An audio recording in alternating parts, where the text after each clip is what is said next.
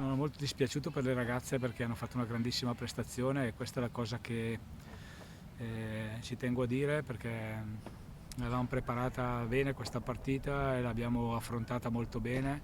Meritavamo molto di più, usciamo tra i complimenti, ma 0 punti, questo era già successo anche a Torino. A differenza di Torino qua abbiamo fatto secondo me molto meglio e abbiamo avuto anche più occasioni da gol. Quindi prendiamo questa ottima prestazione per il nostro percorso di crescita, perché oggi avevamo in campo veramente una squadra molto giovane, a differenza del Milan che è una squadra molto più esperta di noi e molto più abituata a giocare questi tipi di partite, però prendiamo questa bellissima prestazione come palestra per il futuro.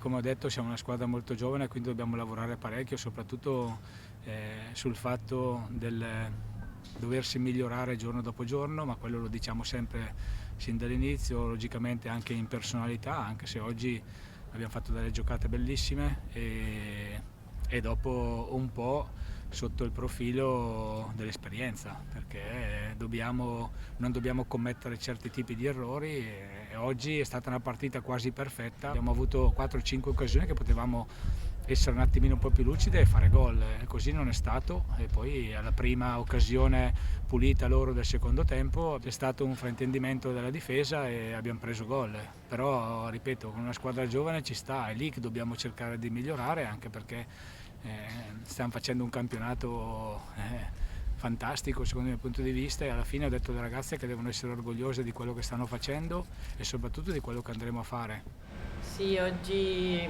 diciamo è stato difficile perché comunque affrontavamo una squadra forte, sia sulla carta che come abbiamo visto anche sul campo. Noi secondo me abbiamo fatto la nostra prestazione, semplicemente è mancato il gol, mentre loro sono riusciti a concretizzare le azioni che gli abbiamo anche concesso. Sì, sì, come ho detto, più che sfortuna la definirei un po' di mancanza di esperienza. Loro gli abbiamo concesso un angolo e hanno fatto col suo angolo, gli abbiamo concesso una palla scoperta e hanno fatto gol.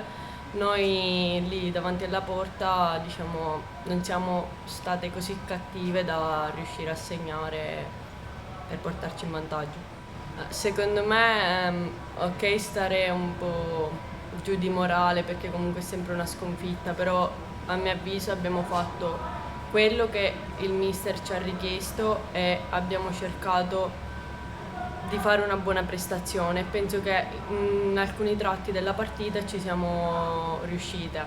Questo ovviamente è stato il risultato, ma non ci deve abbattere, dobbiamo subito pensare alla prossima dopo la pausa.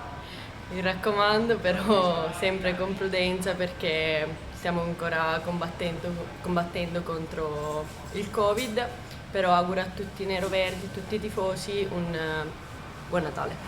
Da parte mia, da parte dello staff, da parte di tutte le ragazze e di chi lavora dietro le quinte, che sono importanti come lo siamo noi, vedi i magazzinieri, vedi i massaggiatori.